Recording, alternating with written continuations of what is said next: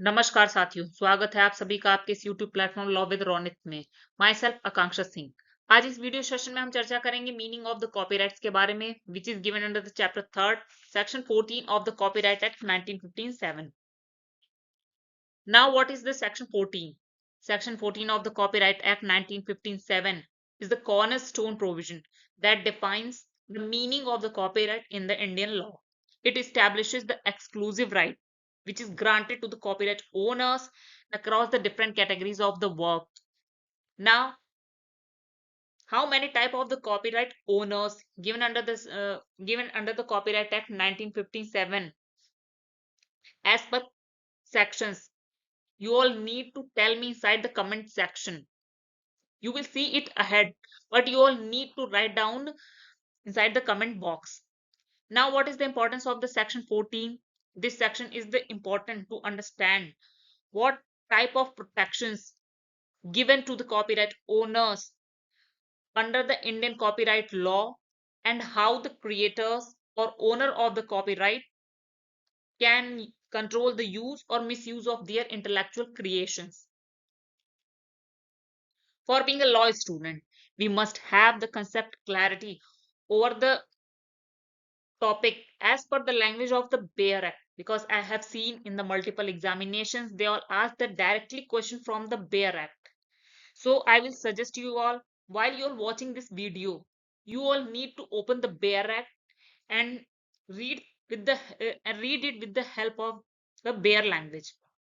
Now let me see what the section 14 says.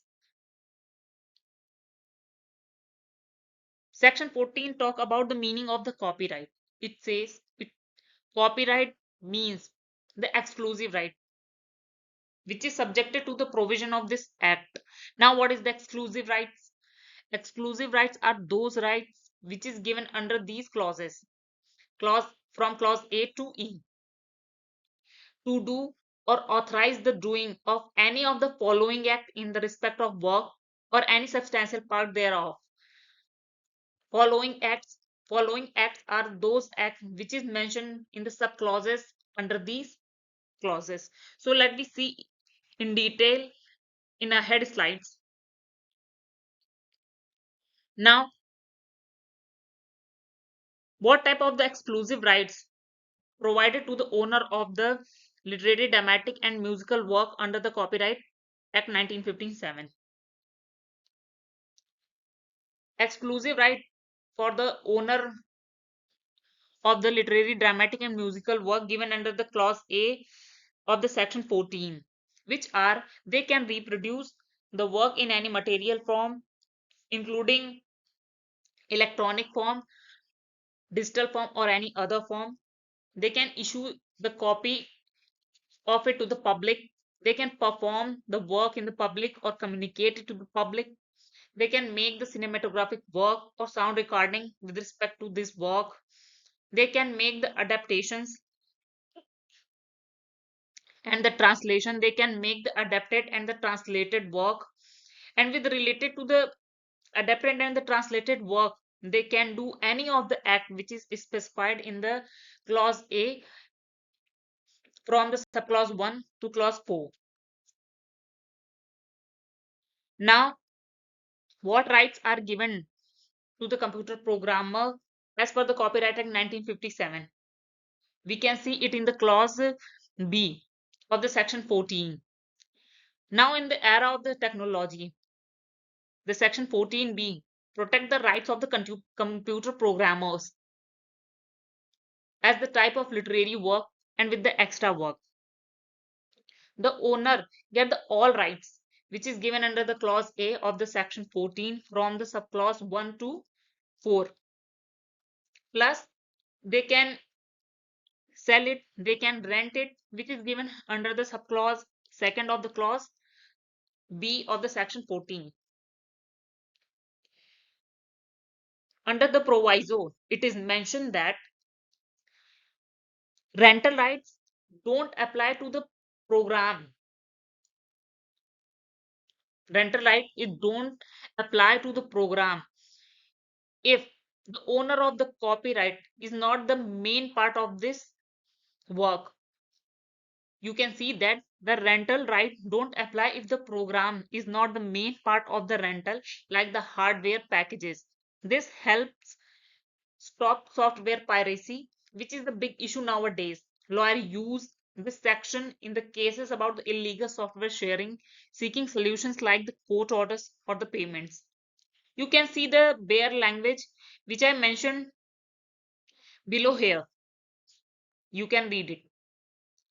Now, which type of exclusive rights given to the artist for own artistic work, which is mentioned under the section 14 clause C.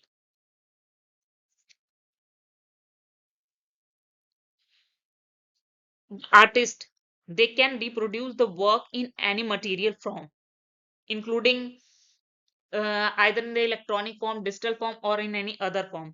They can depict it from they can depict it into 3D from the 2D, and they can depict it into the 2D from the 3D. Under the clause C, subclause second, they can communicate it to the public. They can issue the copy to the public. They can include it into the cinematographic film. Under the subclause 5, they can make the adaptation, yeah, adapted work of the artistic work. And with the adapted work, they can do anything which is given under the clause A from the which is given under clause A from the subclause 1 to 4. What from the clause 1 to 4 under the clause A, what is mentioned? They can reproduce it in any material form. They can issue the copy to the public. They can perform it or communicate it to the public, and they can make any cinematographic work and the sound recording with respect to that work. Now, what exclusive rights are provided to the to the owner of the cinematographic film under the Copyright Act 1957, which is given under the clause D, which is divided further into the three subclauses. So let me see under these subclauses which type of right are mentioned. Under the clause under the subclause 1, they can make the copies, produce the duplicate of the film in any format, including digital copies, DVDs, or streaming files. Under the subclause 2nd, they can sell it, give it on the commercial rent. They can make the public distribution, sell it, rent it, or lease the copy to the public through theaters, streaming platforms, or the physical media. And under the subclause 3, they can communicate the film to the public, means they can make the public performance, screen the film in the cinemas, broadcast on television, or stream online to the audience. Now, what is in the important note? These rights extend to the all exploitations method, ensuring filmmakers maintain the control over the creative and the commercial investment. Now, what exclusive rights are provided to the owner of the sound recordings, which is given under the clause E of the section 14, which is given under the clause E of the section 14, which is further divided into the three subclauses. Under the subclause 1, what type of right provided to the owner of the sound recording? Under the section 14E clause 1, sound recording producers can make the copy in any format, whether physical, CD, or the vinyl records, or the digital downloads and the streaming the file. Under the clause 2nd, they can sell it, give it on the commercial rental, or offer the sale or for the rental for any copy of the sound recording. You can see in the easy language here, distribution rights. They have the distribution right, they have right to distribute own work, issue the copy to the public through sale, rental, or the commercial lending arrangements controlling how the recording reaches consumers. Now, what the subclause 3 says, they can communicate the sound recording to the public. Communication right. They can communicate it to the public through the recording, including radio, broadcast, streaming services, and the public performance in the venues. Now, what is the key principle of the section 14?